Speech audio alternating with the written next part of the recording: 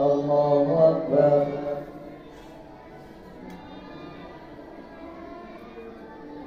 الحمد لله رب العالمين الرحمن الرحيم مالك يوم الدين. إياك نعبد وإياك نستعين. اهدنا الصراط المستقيم صراط الذين أنعمت عليهم غير المغضوب عليهم ولا الضالين. أمن خلق السماوات والأرض وأنزل لكم من السماء ماء فأنبتنا به حدائق ذات بهجة ما كان لكم أن تنبتوا شجرها أإله مع الله بل هم قوم يعدلون. أمن جعل الأرض قرارا وجعل خلالها أنهارا وجعل لها رواسي وجعل بين البحرين حاجزا أإله مع الله بل أكثرهم لا يعلمون. أمن يجيب المضطر إذا دعاه ويكشف السوء ويجعلكم خلفاء الأرض أإله مع الله قليلا ما تذكرون. أمن يهديكم في ظلمات البر والبحر ومن يرسل الرياح بشرا بين يدي رحمته أإله مع الله تعالى الله عما يشركون. أمن يبدأ الخلق ثم يعيده ومن يرزقكم من السماوات والأرض أإله مع الله قل هاتوا برهانكم إن كنتم صادقين. قل لا يعلم من في السماوات والأرض الغيب إلا الله وما يشعرون أيان يبعثون بل ادارك علمهم في الآخرة بل هم في شك منها عمود. أمن يبدأ الخلق ثم يعيده ومن يرزقكم من السماء والأرض أإله مع الله قل هاتوا برهانكم إن كنتم صادقين. قل لا يعلم من في السماوات والأرض الغيب إلا الله وما يشعرون أيان يبعثون بل ادارك علمهم في الآخرة بل هم في شك منها بل هم منها عمود. وقال الذين كفروا وإذا كنا ترابا وآباؤنا أئنا لمخرجون لقد وعدنا هذا نحن وآباؤنا من قبل إن هذا إلا أساطير الأولين. قل سيروا في الأرض فانظروا كيف كان عاقبة المجرمين ولا تحزن عليهم ولا تكن في ضيق مما يمكرون ويقولون متى هذا الوعد إن كنتم صادقين. قل عسى أن يكون ردف لكم بعض الذي تستعجلون وإن ربك لذو فضل على الناس ولكن أكثرهم لا يشكرون. وإن ربك ليعلم ما تكن صدورهم وما يعلنون وما من غائبة في السماء والأرض إلا في كتاب مبين. إن هذا القرآن يقص على بني إسرائيل أكثر الذي هم فيه يختلفون وإنه لهدى ورحمة للمؤمنين. إن ربك يقضي بينهم بحكمه وهو العزيز العليم. فتوكل على الله إنك على الحق المبين. إنك لا تسمع الموتى ولا تسمع الصم الدعاء إذا ولوا مدبرين وما أنت بهادي العمي عن ضلالتهم إن تسمع إلا من يؤمن بآياتنا فهم مسلمون. وإذا وقع القول عليهم أخرجنا لهم دابة من الأرض تكلمهم أن الناس كانوا بآياتنا لا يوقنون. ويوم نحشر من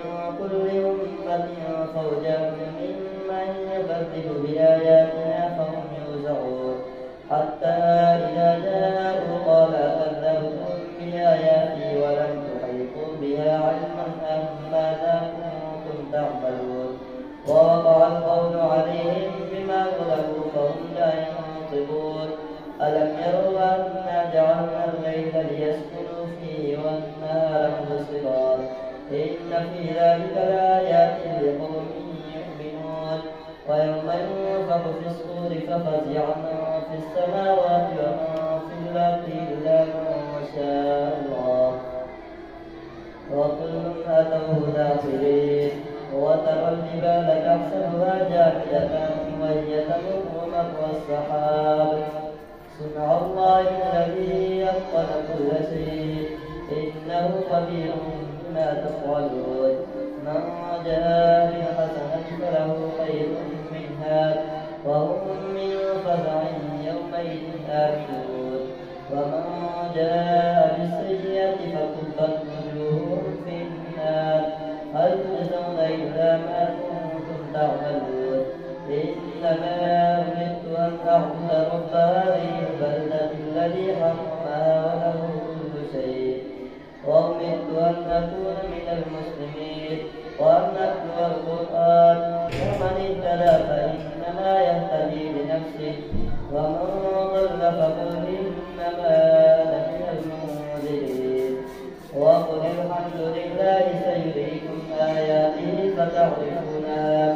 وما ربك بغافل عما تعملون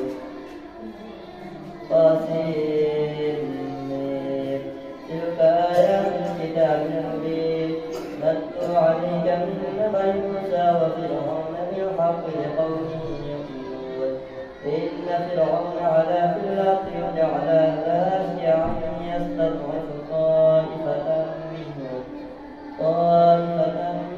يذبح أبناءهم ويستحيي نساءهم إنه كان من المفسدين ونريد أن نمن على الذين استضعفوا في الأرض ونجعلهم أئمة ونجعلهم الوارثين ونمكن لهم في الأرض ونري فرعون وهامان وجنودهما منهم ما كانوا يحذرون وأوحينا إلى أم موسى أن أرضعيه فإذا خفت عليه فألقيه في اليم ولا تخافي ولا تحزني إنا رادوه إليك وجاعلوه من المرسلين فالتقطه آل فرعون ليكون لهم عدوا وحزنا إن فرعون وهامان وجنودهما كانوا خاطئين وقالت امرأة فرعون قرة عين لي ولد لا تقتلوه عسى أن ينفعنا أو نتخذه ولدا وهم لا يشعرون ونمكن لهم في الأرض ونري فرعون وهامان وجنودهما منهم ما كانوا يحذرون وأوحينا إلى أم موسى أن أرضعيه فإذا خفت عليه فألقيه في اليم ولا تخافي ولا تحزني إنا رادوه إليك وجاعلوه من المرسلين فالتقطه آل فرعون ليكون لهم عدوا وحزنا إن فرعون وهامان وجنودهما كانوا خاطئين وقالت امرأة فرعون قرة عين لي ولد لا تقتلوه عسى أن ينفعنا أو نتخذه ولدا وهم لا يشعرون وأصبح فؤاد من موسى فارغا إن كادت لتبدي به لولا أن ربطنا على قلبها لتكون من المؤمنين وقالت لأخته قصيه فبصرت به عن جنب وهم لا يشعرون وحرمنا عليهم المراضع من قبل فقالت هل أدلكم على أهل بيت يكفلونه لكم وهم له ناصرون فرددناه إلى أمه كي تقر عينها ولا تحزن ولتعلم أن وعد الله حق ولكن أكثرهم لا يعلمون الله أكبر سمع الله لمن حمده الله أكبر الله أكبر الله أكبر الله أكبر الحمد لله رب العالمين الرحمن الرحيم مالك يوم الدين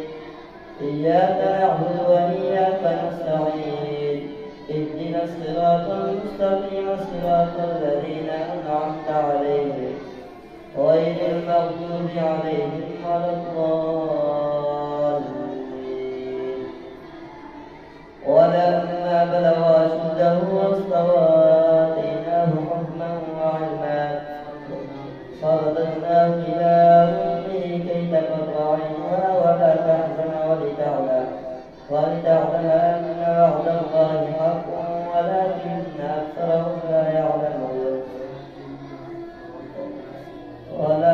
أكثر الناس لا يعلمون. ولما بلغ أشده واستوى آتيناه حكما وعلما وكذلك نجزي المحسنين. ودخل المدينة على حين غفلة من أهلها فوجد فيها رجلين يقتتلان هذا من شيعته وهذا من عدوه فاستغاثه الذي من شيعته على الذي من عدوه فوكزه موسى فقضى عليه قال هذا من عمل الشيطان إنه عدو مضل مبين. قال رب إني ظلمت نفسي فاغفر لي فغفر له إنه هو الغفور الرحيم. قال رب بما أنعمت علي فلن أكون ظهيرا للمجرمين. فأصبح في المدينة خائفا يترقب فإذا الذي استنصره بالأمس يستصرخه قال له موسى إنك لغوي مبين. فلما أن أراد أن يبطش بالذي هو عدو لهما قال يا موسى تريد أن تقتلني كما قتلت نفسا بالأمس إن تريد إلا أن تكون جبارا في الأرض وما تريد أن تكون من المصلحين. وجاء رجل من أقصى المدينة يسعى قال يا موسى إن الملأ يأتمرون بك ليقتلوك فاخرج إني لك من الناصحين. فخرج منها خائفا يترقب قال رب نجني من القوم الظالمين. ولما توجه تلقاء مدين قال عسى ربي أن يهديني سواء السبيل. ولما ورد مدين وجد عليه أمة من الناس يسقون ووجد من دونهم امرأتين تذودان قال ما خطبكما قالتا لا نسقي حتى يصدر الرعاء وأبونا شيخ كبير. فسقى لهما ثم تولى إلى الظل فقال رب إني لما أنزلت إلي من خير فقير. فجاءته إحداهما تمشي على استحياء قالت إن أبي يدعوك ليجزيك أجر ما سقيت لنا. فلما جاءه وقص عليه القصص قال لا تخف نجوت من القوم الظالمين. قالت إحداهما يا أبت استأجره إن خير من استأجرت القوي الأمين. قال إني أريد أن أنكحك إحدى ابنتي هاتين على أن تأجرني 8 حجج فإن أتممت 10 فمن عندك وما أريد أن أشق عليك ستجدني إن شاء الله من الصالحين. قال ذلك بيني وبينك أيما الأجلين قضيت فلا عدوان علي والله على ما نقول وكيل. فلما قضى موسى الأجل وسار بأهله آنس من جانب الطور نارا قال لأهلهم كثوا إني آنست نارا لعلي آتيكم منها بخبر أو جذوة من النار لعلكم تصطلون. فلما أتاها نودي من شاطئ الوادي الأيمن في البقعة المباركة من الشجرة أن يا موسى إني أنا الله رب العالمين وأن ألق عصاك. فلما رآها تهتز كأنها جان ولا مدبرا ولم يعقب يا موسى أقبل ولا تخف إنك من الآمنين. اسلك يدك في جيبك تخرج بيضاء من غير سوء واضمم إليك جناحك من الرهب فذلك برهانان من ربك إلى فرعون وملئه إنهم كانوا قوما فاسقين قال رب إني قتلت منهم نفسا فأخاف أن يقتلون وأخي هارون هو أفصح مني لسانا فأرسله معي ردا أن يصدقني إني أخاف أن يكذبون قال سنشد عضدك بأخيك ونجعل لهما سلطانا فلا يصلون إليكما بآياتنا أنتما ومن تبعكم الغالبون فلما جاءهم موسى بآياتنا بينات قالوا ما هذا إلا سحر مفتر وما سمعنا بهذا في آبائنا الأولين وقال موسى ربي أعلم بمن جاء بالهدى من عنده ومن تكون له عاقبة الدار إنه لا يفلح الظالمون وقال فرعون يا أيها الملأ ما علمت لكم من إله غيري فأوقد لي يا هامان على الطين فاجعلني صرحا لعلي أرجع إلى إله موسى وإني لأظنه من الكاذبين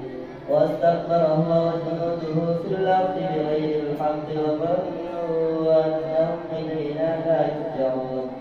فأخذناه وجنوده فنبذناهم في اليم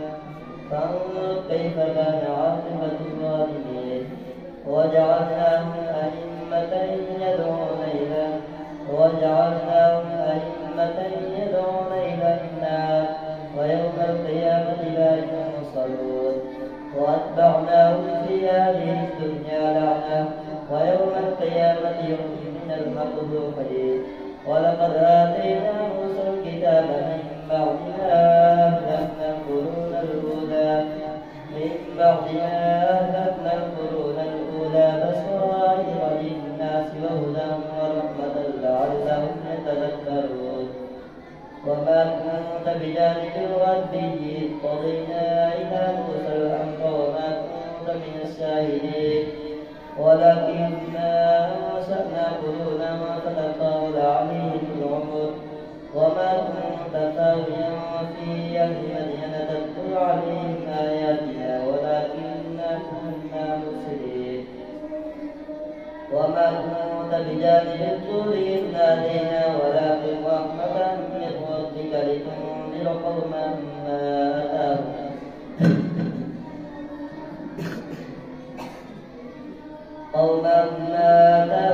من نذير من قبلك لعلهم يتذكرون ولولا أن تصيبهم مصيبة بما قدمت أيديهم فيقولوا ربنا لولا أرسلت إلينا رسولا فنتبع آياتك ونكون من المؤمنين فلما جاءهم الحق من عندنا قالوا لولا أوتي مثل ما أوتي موسى أولم يكفروا بما أوتي موسى من قبل قالوا سحران تظاهرا وقالوا إنا بكل كافرون قل فأتوا بكتاب من عند الله وأهدى منهما أتبعه إن كنتم صادقين فإن لم يستجيبوا لك فاعلم أنما يتبعون أهواءهم ومن أضل ممن اتبع هواه بغير هدى من الله إن الله لا يهدي القوم الظالمين ولقد وصلنا لهم القول لعلهم يتذكرون الذين آتيناهم الكتاب من قبله هم به يؤمنون وإذا يتلى عليهم قالوا آمنا به إنه الحق من ربنا إنا كنا من قبله مسلمين أولئك يؤتون أجرهم مرتين بما صبروا ويدرؤون بالحسنة السيئة ومما رزقناهم ينفقون وإذا سمعوا اللغو أعرضوا عنه وقالوا لنا أعمالنا ولكم أعمالكم